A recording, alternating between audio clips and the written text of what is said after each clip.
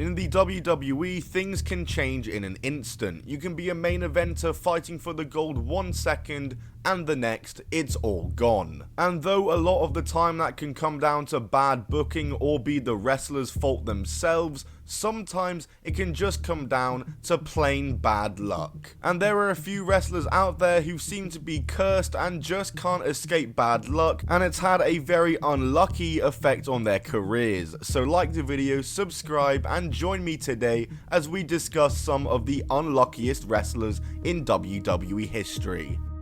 Unlucky.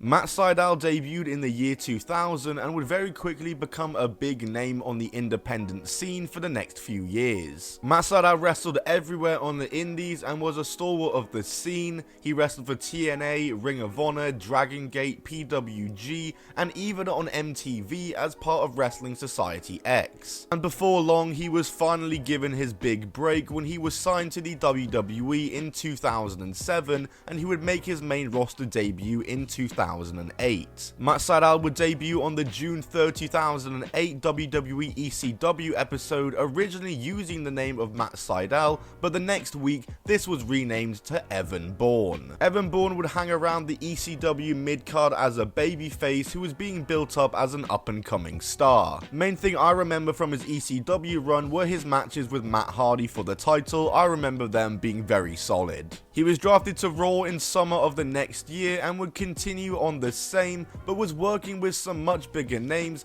and part of some really cool segments and moments, such as the RKO in mid-air. Bourne would start picking up wins and looked to be receiving a wider push as he went over Chris Jericho at Fatal 4-Way 2010. However, not too long after this, Evan Bourne had to be written off TV due to having to get shoulder surgery, and he'd be off TV until 2011, but not too long after coming back, himself and Kofi Kingston out of nowhere would win the tag titles. They beat David Otunga and Michael McGillicuddy on August 22nd, and the next week were renamed to Air Boom. This was Evan Bourne's first and only title reign in the WWE, and they defend the title successfully at the next two pay-per-views, but during their reign on November 1st, Evan Bourne was suspended for 30 days for his first wellness policy violation.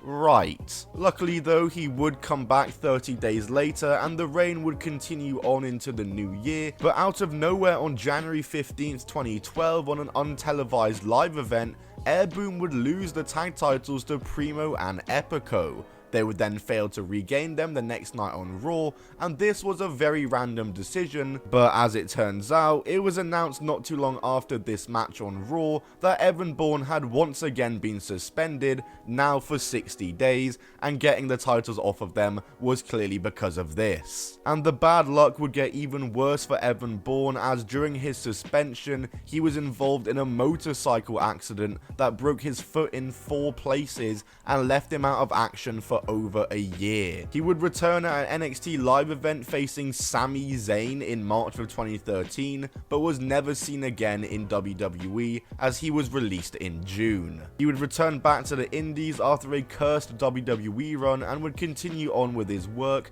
and nowadays you can find him in AEW, where he debuted for them in 2020, and the very first thing he did for them was slip off the top rope, botching his shooting star press. As far as I'm aware, that's the first time he's ever botched that move. He's done the move for 20 years no problem, and on his big debut he slips. It doesn't get more unlucky than that. On January 20th, 2021, it was announced that indie standout talent Elena Black had been signed to the WWE. Elena Black had mostly worked for GCW and various other indie promotions, but had also wrestled for TNA and AEW a couple of times. She would make her WWE debut just 2 days later under the name of Cora Jade, as she teamed with Gigi Dolan against The Way on 205 Live in the first ever women's match on the brand, making history on just her first day. She'd moved down to NXT and would start off as an occasional jobber, but when NXT made the change to NXT 2.0, Cora Jade would find herself getting a whole lot more TV time and would start picking up some victories as she began to receive a bit of a push and would even score a non-title victory over Women's Champion Mandy Rose. She'd be a part of the Women's War Games match where her team picked up the victory, and she would challenge for the Women's title in a 4-way at the start of 2022 but would come up short. However, in the summer of 2022, herself and Roxanne would team up to challenge for the NXT Women's Tag Team titles, and they would win the belts for Cora Jade's first bit of gold and only gold in the WWE. However, the very next week, Cora Jade would turn heel on her partner Roxanne and put her belt in the bin, effectively relinquishing herself of being champion, ending her only WWE title reign so far after only just a week. Cora and Roxy would feud, having multiple matches, with Roxy coming out on top every time, and going into 2023, Cora Jade would look to start a feud with Lyra Valkyria, but Cora would suddenly disappear from NXT TV. Fans wondered where she had gone, and it came out that she had suffered an undisclosed injury and had been off TV because of that. She would return in May and have a feud with Dana Brooke over the summer, but would disappear again when in August she announced she was leaving NXT. Fans speculated this could be an injury again or a main roster call-up, but lo and behold, she would end up just returning to NXT, as she returned at the end of the year at Deadline, attacking NXT Women's Champion Lyra Valkyria. As it looked like they were continuing the storyline between them they were meant to start before, but now with Lyra as champion. However, just a month later after her return in January 2024 on a live event match between the two, Cora Jade would suffer another injury which would end up being a torn ACL, leaving her out of action for 9 months. And by the time Cora Jade returned, she'll have spent just under a year and a half on the shelf across her 4.5-year run in the company, and hopefully Cora Jade can have some better luck when she returns and continue on her pursuit for the NXT Women's Championship injury-free, as Cora can easily be a star.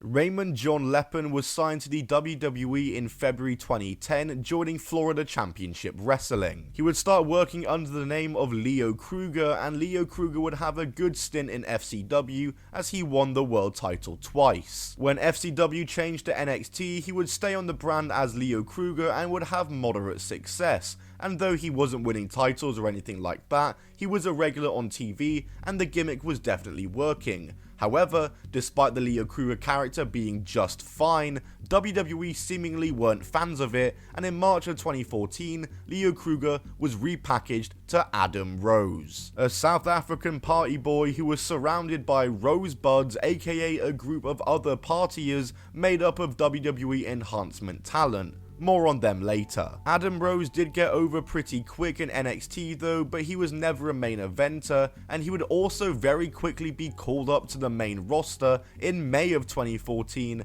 and unfortunately, Adam Rose was a victim of the main roster curse at the time, where despite being over in NXT, it just didn't translate onto the main roster, and as a result, he became a jobber. He'd have that feud with the Bunny, aka one of his Rosebuds, who was Justin Gabriel in a bunny costume, and he'd slowly start turning heel towards the end of the year, and by 2016, he had abandoned his party boy gimmick and abandoned his Rosebuds, telling them that the party is over. He would job throughout the entire year, including being a part of the Social Outcast stable, remember them? In April of 2016, he would be suspended for 60 days after his second wellness violation. Yes, he already had one if you weren't aware, and according to Rose, he didn't knowingly do anything wrong and claims to have tested positive for prescribed medicine. 3 weeks later though, during his suspension, Raymond Leppan was arrested in Florida for domestic violence and tampering with a witness. As a result, WWE made the suspension into an indefinite one,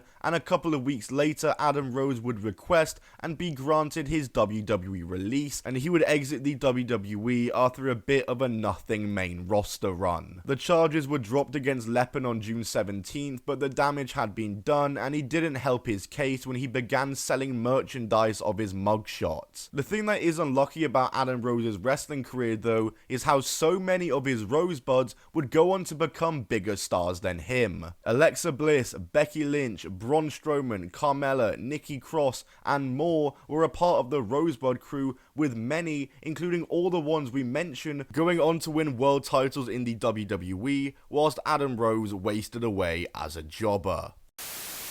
Guys, that's it from me. Like the video if you did enjoy, subscribe for more wrestling content, and comment down below what you want to see next from me, what you want to see me talk about. And like I said, subscribe to be the first to see it. I'll see you all in the future. Goodbye, and keep on rolling.